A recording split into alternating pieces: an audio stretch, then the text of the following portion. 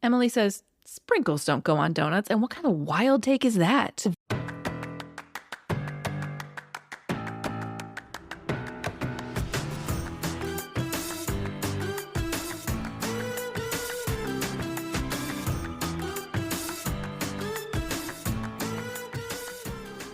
Welcome to Girls Gone Hallmark, a Hallmark review podcast. I'm Megan, and I'm a longtime Hallmark movie fan. I'm Wendy, and I'm a former Hallmark hater. Today we're discussing Guiding Emily, which originally aired on the Hallmark Movies and Mysteries channel on Friday, September 8th. We'd love for you to connect with us when you're not listening to the podcast. We're around. You can follow us on Instagram.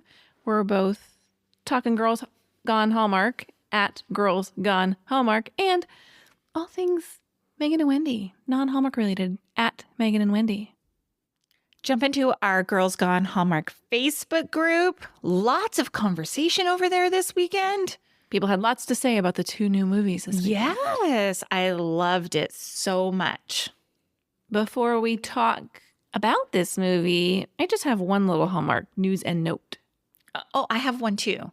Okay. Go ahead. You go first. Hallmark actors Marco Grazzini and Alvina August welcomed a baby girl together recently.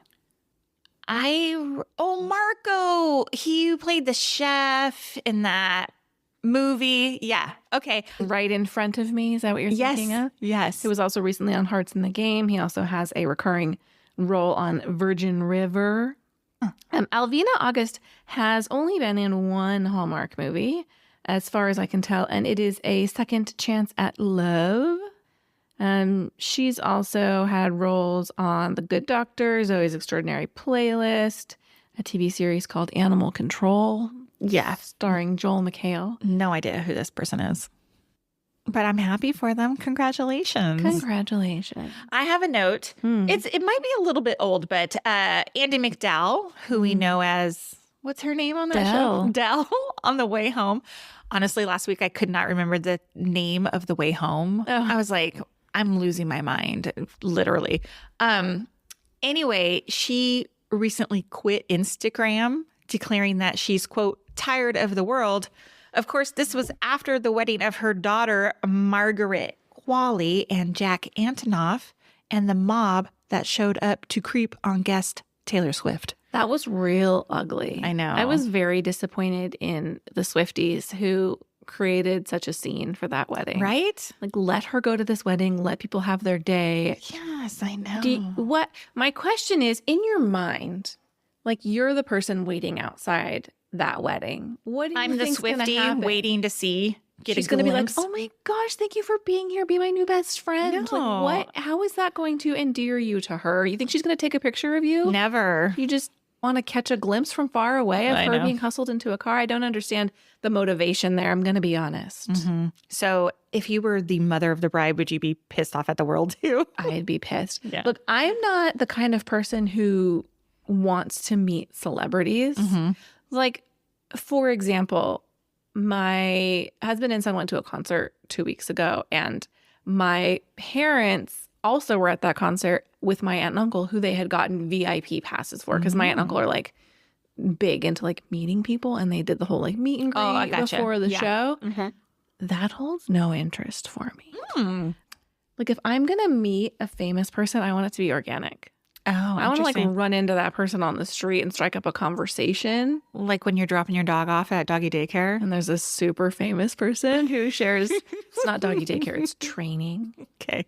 But yes, my trainer also trains a dog of I guarantee every single person listening, this is really the demo for that person. Yeah. I'm not going to out them, but would be like, oh my gosh, like better than Taylor Swift for our demo. Oh my gosh. Yeah, I was too. And immediately got in to make sure that it was in fact that person.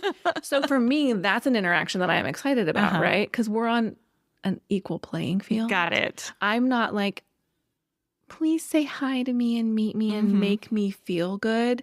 Because I feel like sometimes, as lovely as I think people are, I would worry the entire time that interaction that I'm having in a meet and greet scenario isn't genuine. Well, of course it's not, because you've paid for it now. Okay, but let me put you in this position. You and I are doing a podcast tour, and we offer a VIP ticket.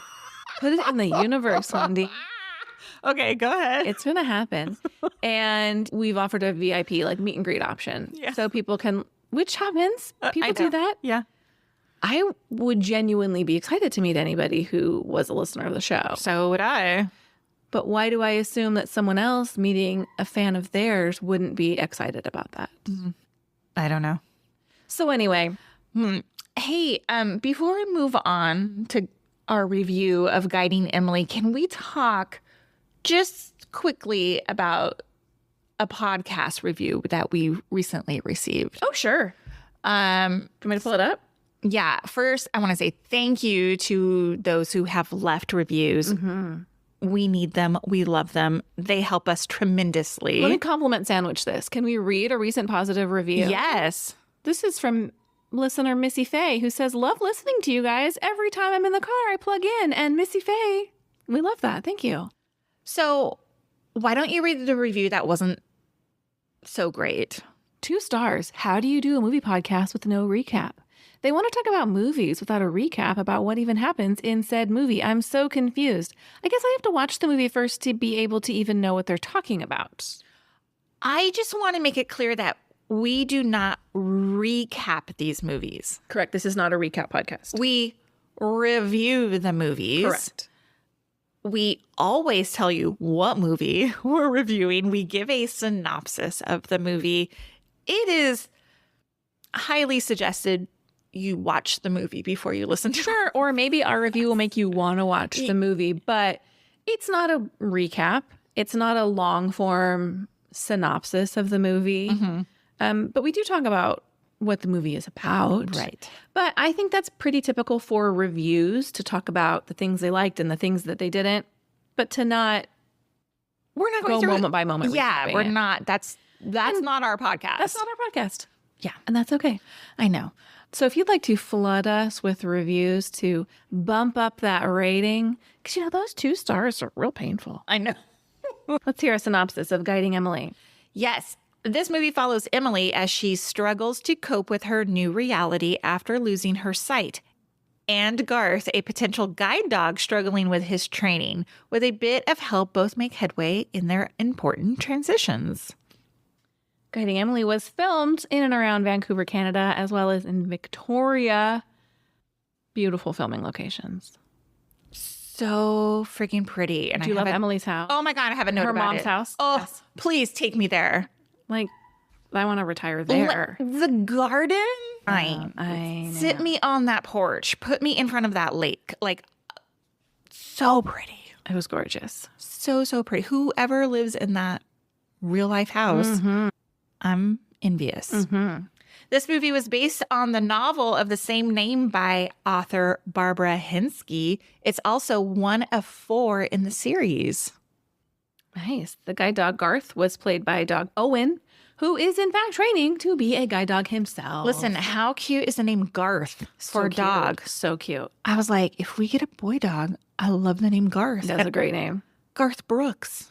Yeah, that's a great name. And they're not going to be one of many Garths at the vet. Yes. Like, my dogs definitely are not the only Bailey and Coopers at the vet. Roxy and Penny. Yeah, exactly. Yeah, I know 2 other Pennies in my neighborhood alone. Go ahead.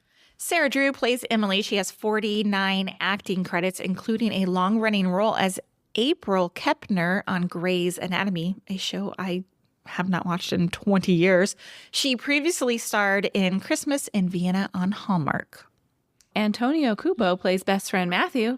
He has 74 acting credits, including a role on Unreal, bingo, as well as Hallmark movies Love at the Thanksgiving Day Parade, Garage Sale Mysteries, A Glenbrook Christmas, Christmas at the Golden Dragon, and A Winning Team.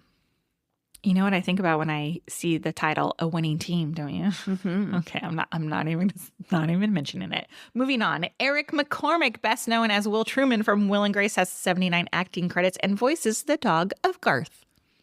The screenplay was written by Betsy Morris, who has 9 acting credits, including the Wedding Veil inspiration from earlier 2023, as well as A Kismet Christmas and Snow Coming. Okay, here's my question for you. Well, first of all, I asked you earlier off mic, did we enjoy the Wedding Veil inspiration? Yeah, yes. We did. I don't think we didn't like any of them. No, I don't think so either. It was the Autumn Reeser Round 2. In the round 2. Yeah. It's so hard to explain. And I watched A Kismet Christmas last year. Enjoyed it. Me too. Snow Coming is a movie I'm not familiar with. I'm like, is this a play on like Homecoming? I believe so, yes. Oh, okay.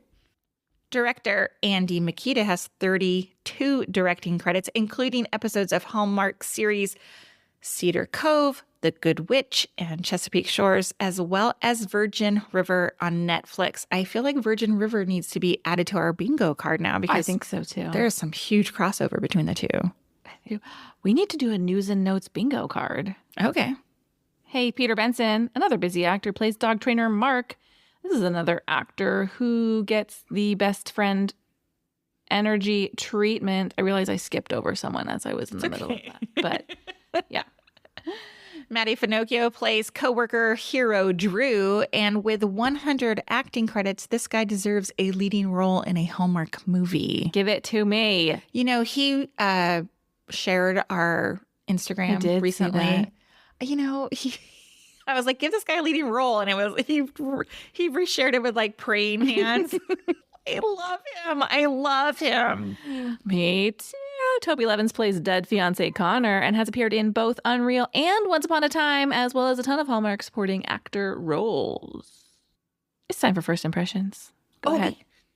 Okay, I have a video. Well, it's going to be an audio clip here.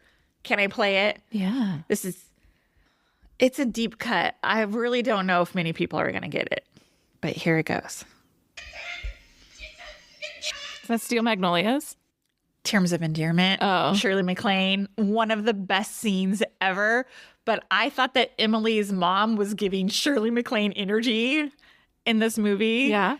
Because Connor was such a dipshit. She's like, On for 6 hours. yes. I thought there was some parallel energy there. Nice. My first impression is but one word, and it is redemption. Totally. Totally. All right, let's talk about what we liked. Well, I just love so much about this movie. Let's just put it out there. But I'm going to start at the beginning. I loved the relationship between the woman who raised Garth and baby puppy Garth. And when, she said goodbye, I cried. Okay, that tracks because you were training a puppy right now. Yeah. You found that very relatable, I'm guessing. Yeah, except that dog is way better behaved than my dog. You mean you wouldn't take your dog into a restaurant and be like, down under the table? Not yet. I see dogs at Home Depot and I'm like, nope, we're not there yet. Someday. We're not there yet. You will. You'll get there someday. Speaking of. I very much like this movie too. While I was watching it, I texted Megan. I was like, have you watched Guiding Emily yet? It's so good. Mm-hmm. Usually we don't do a lot of that. Sometimes I'll text you and be like, this is real bad. But this one was really good. And this is what I liked so much about it. When Garth says, this is the last time she'll see me, it set up such good suspense for me because it tells the audience, Emily's going to lose her sight at some point, but we don't know how or when it's going to happen. So for every scene after that, there's a car ride. She's crossing the street. I'm like, how's it going to happen? How's it going to happen? And then spoiler alert, if you haven't watched the movie, skip right through this part. When the rock falls and hits her in the head, I gasped. Yeah. Like this. I did this. It was so good. Agree. It was so good. Look, we just touched on this. I loved Matty Finochio's best friend energy in this movie. And while I want to see him play the lead and the main love interest, he just shone in this movie the way he showed up for Emily. He had these kind of funny comedic moments, but he also was this rock behind her. And he was like, we're going to kind of push you along the way and step back when it's time, but we're not going to let you just crawl into a hole and give up on life. It's the kind of friend you want. Yes. I loved it. And then he makes an app that you can hear the scratching sound of crossing something off your to-do list. Yes. I knew you would love that. I did love that. I love him. I thought Sarah Drew was incredible. Mm-hmm.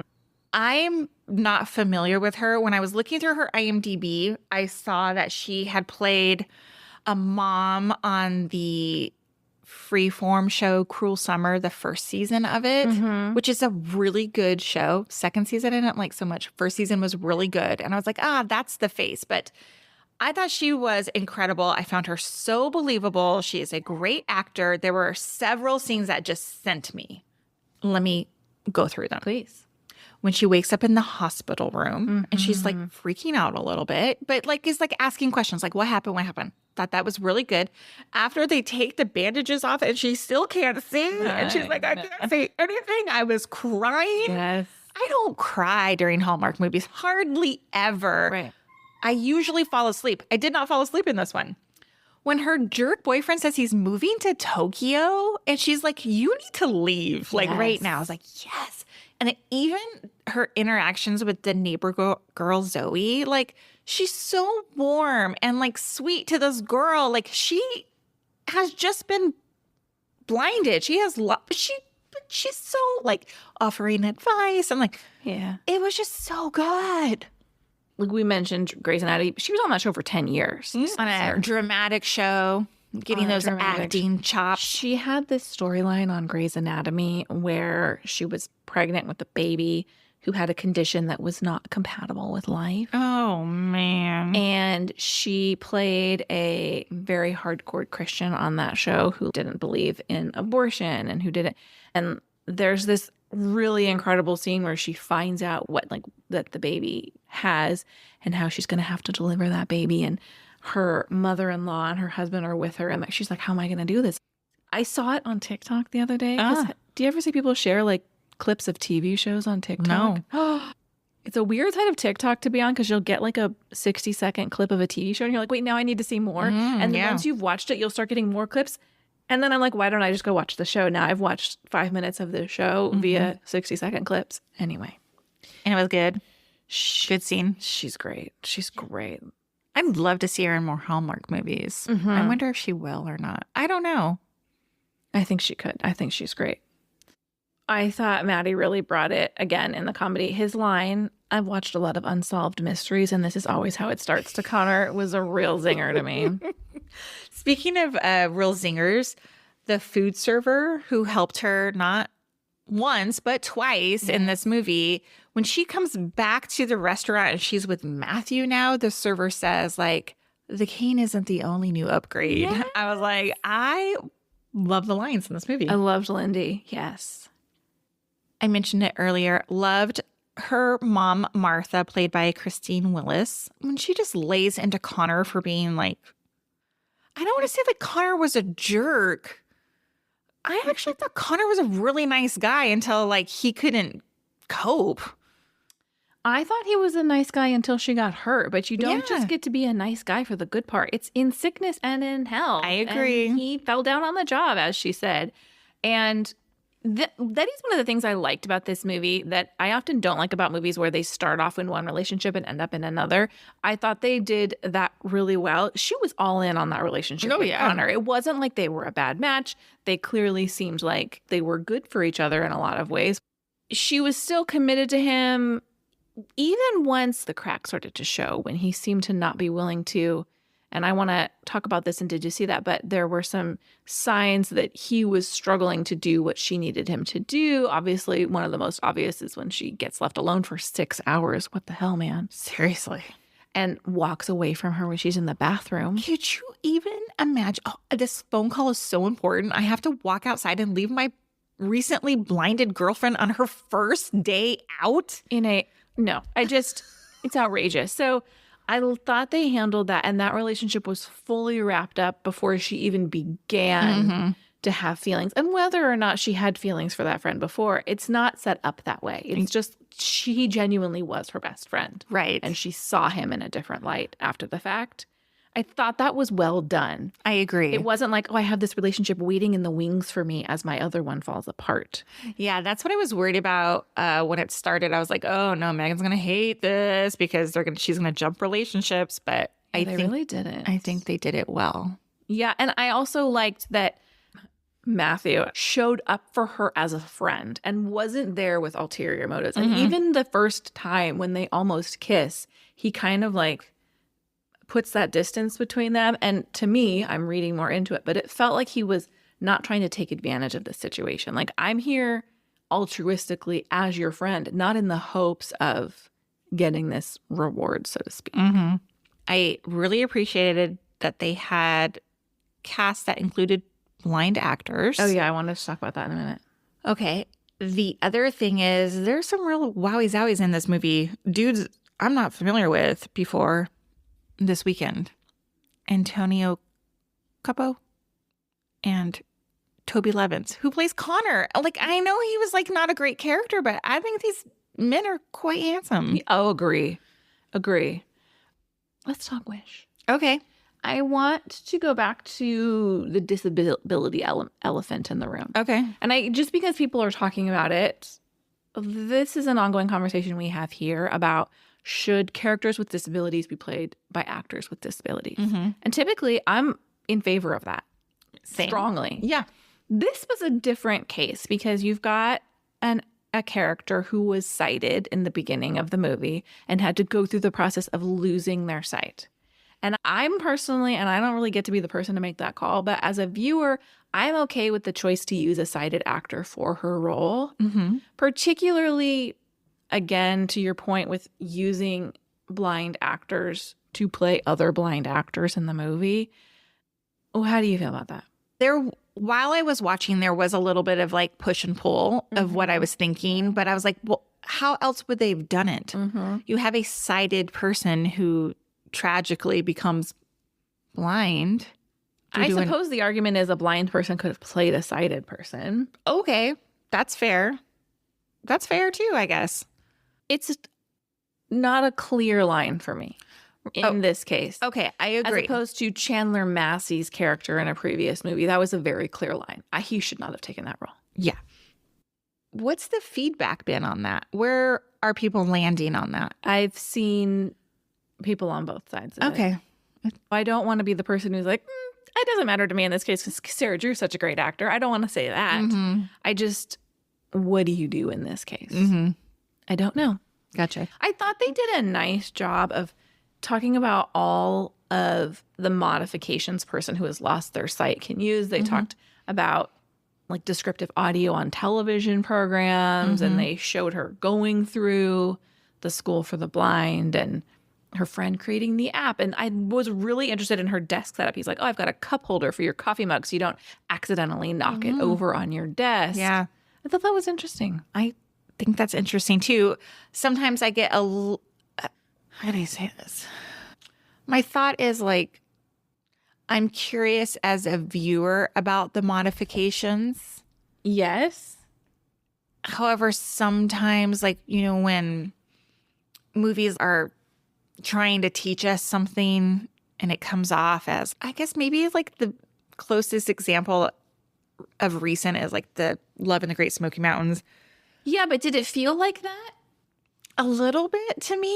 Oh, because I felt Love in the Great Smoky Mountains to me felt like, and now a moment for learning. No. Oh, okay. Yes, I agree. It was happening in that movie. In this movie, no, it was not happening like that. I thought it was done well in this movie. Okay, that's how I felt maybe too. Want to learn more.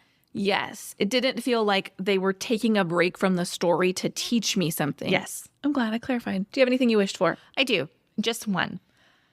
I'm not sure I needed the voice of Garth. Voiceover for Garth. Gosh, I so disagree. Okay, you didn't enjoy it? I thought it was cute and I enjoyed his story, but his story was so secondary to what was really happening in this movie. Now, I'm very curious about the books and that book series, like how that like develops. First of all, when we have this talking dog, very cute. I loved all of it. I love dogs. I'm here for it. I thought, oh my God, this dog is going to die. Oh, I bet it happens in one of the older book series. What do you think? In like the later book series? Oh, no. Right. Well, I did think when they're like, it takes 2 years of training, which makes sense. Mm-hmm. Like you can't give a puppy to a person who needs care. Yeah, that they need to be fully dialed in on their training. Sure. I was like, oh man, 2 years in a lab that maybe lives for 10. Yeah. I know. That made me sad. I know. Just thought about that. I don't know. Like, what did you think about the voiceover? So I kind of loved it. So when we were looking at this movie, when we were doing our schedule, I saw Eric McCormick. And I thought, oh my gosh, Eric McCormick in a Hallmark movie? And then it said as Garth. And I thought, oh gosh. I thought it was, first of all, Eric McCormick really shone as a dog voice. I thought he was great. I didn't think it sounded anything like him. Oh, interesting. Okay. But that's just me. Yeah. The other thing is, I thought it was real cute. I thought it added a little bit of sweetness and light to the movie. I thought it helped us tell Garth's story a little bit more. Like, I don't know how else you would have You couldn't. made that connection to Emily. Yeah, you couldn't. So, because obviously the woman's not going to be like, we saw you in a coffee shop 2 years ago. Totally. But Garth remembers. Which, of course, is silly and coincidental. I didn't mind that. I didn't mind the, like, Garth remembers her throughout his life. Well, that she imprinted on him. Oh, then I start to wonder, like, does that really happen with dogs? You know, I lost a dog this summer. So, like, I think about, like, what that dog thinks about. And then here we have, like, this voiceover of this dog is putting, like, human thoughts to what dogs really feel or think. You know, I don't know. Well, okay, I hear you, because last week my dog did his first real day at the trainer. And it was a rough day for him, I think. A long day. Mm-hmm. They're nice to him there, to be clear. I just think it's a lot of hard work. And when we got out of the car, when I got home, I like opened the door and I went to the back seat and he was just sitting there and I kind of just like leaned in and he just put his face next to my face. And I applied all of those human emotions. Yeah. I'm like, are you just tired because you've been playing with other dogs all day? Or are you like, don't make me go back? Whatever. Right? So, and it took me like, he goes back tomorrow, but it's taken me a full 6 days. I really was like, no, we're not doing this anymore. Stop it. Which obviously I know is the wrong choice. And I do think he genuinely liked it, but I applied all of those human emotions to him. Don't you need somebody to be like, no, that's not what a dog is thinking? Well, and that's why I asked you. I'm like, are we doing the wrong thing? Is this terrible? Really? My answer was no, by the way. Lost sleep over it. Oh my gosh, Megan. Like, I've laid awake being like, oh gosh. Are you ready for Did You See That? Yes. I just have two little things. Okay. In the hospital, when Emily first wakes up, Connor's in a suit. Oh, okay. He's in like a sport coat and a work shirt. Okay. I don't understand the timeline. They were hiking. He was in hiking clothes. She goes to the hospital. She has surgery. At some point, he's left the hospital. So maybe she's been there for a day or two before she's conscious again. Mm-hmm. You went to work during that time? Apparently so. Like, I understand maybe her mom comes and she's like, go home, take a shower, and you come back. But you're still in like sitting in the hospital clothes. Yeah. That to me was like such a foreshadowing of who his character was when I saw that. Like, Good this catch. is your priority, that you're already working. Yeah. How it couldn't have been more than 48 hours. Yeah. Good catch. What's your other one? Emily says, sprinkles don't go on donuts. And what kind of wild take is that? Right? That's my donut of choice. I love a sprinkle. I love many donuts. I do not have a one true donut, but I love a sprinkle. Sprinkle donuts are very popular. I know. I love a sprinkle donut. That was so weird. What a weird note. I only have one. Did you see that? And it was one scene where Emily's wearing bandages and sunglasses, and it's shot from the side. And I can see that the bandage is like far enough away from her eye that like I can see her eyelashes blinking. Oh, interesting. You know, obviously she's not like walking around with real bandages taped to her eyes. I mean, they are real bandages. My point is like they're probably not like really stuck on tightly. I just thought, well, that's weird. Maybe they're just blocking the light. They're not actually like... Because she had graduated. At one point, they were like fully wrapped around her head. Right. And then she graduated to, they were just over her eyes. Right. Maybe she had graduated to like a looser bandage that was blocking the light but allowed some airflow. I got a question too.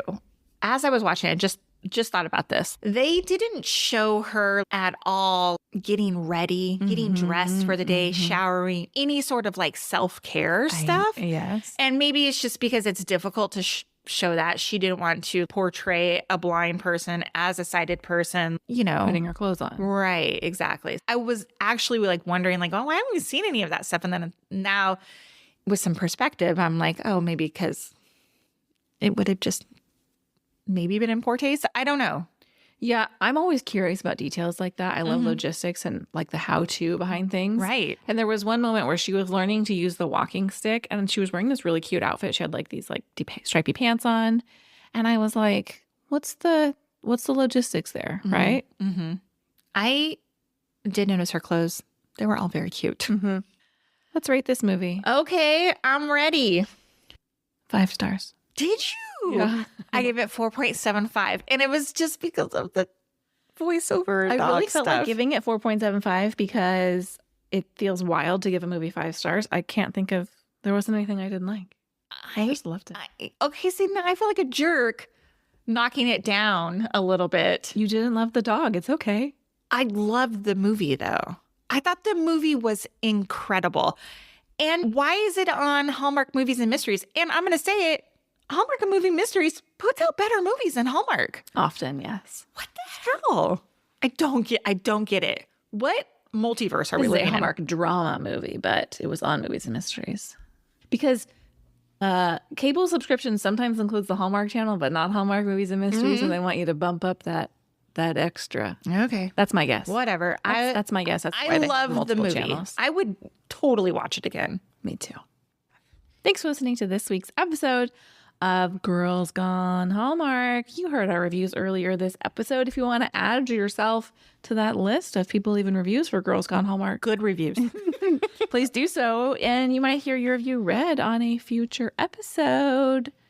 We'll see you next time. Bye. Bye.